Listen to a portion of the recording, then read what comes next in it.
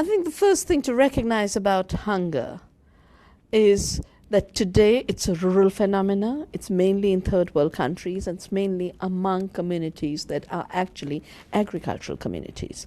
So why are people who are growing food going hungry themselves? They're going hungry because everything they have grown has to be sold in order to pay for the costly seeds and the costly chemicals. So a high cost, chemical intensive agriculture is a recipe for hunger. Secondly, the models of agriculture that chemical farming has promoted are monocultures. Monocultures are nutritionally impoverished. The same acre of land, using biodiversity, using organic and ecological methods, could produce 5 to 10 times more nutrition than a monoculture can. So maximizing the production of commodities for international trade is directly proportionate to the decrease in nutrition availability to local communities, which is why hunger grows. If the world has to be fed, it has to be fed by growing food locally, to be used locally as the biggest proportion of the food basket. Some elements will be traded internationally, but what is traded internationally should not be staple foods. What is traded internationally should be that extra flavor of spices from India and coffee from Guatemala. That's all right.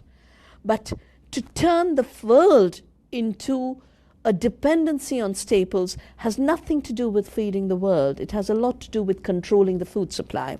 The United States evolved a phrase during the Vietnam War, and the phrase was food as a weapon.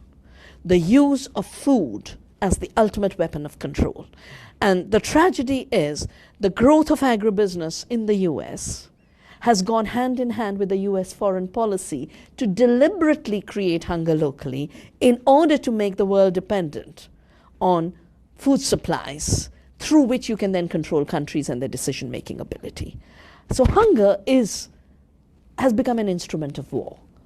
And food responding to that artificially created hunger is an instrument of war. Peace means you grow food locally, you grow food with peace, you grow food non-violently, and the countries that are today the worst victims of hunger could be the highest producer of food. Africa has the largest land per human being, per capita. Africa is an abundant continent, and yet because of the deliberate policies, it has today been turned into a continent of hunger.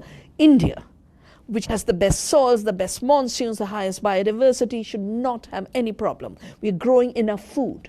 And yet 70% of our children are going hungry because the economic system is robbing them of their right to food.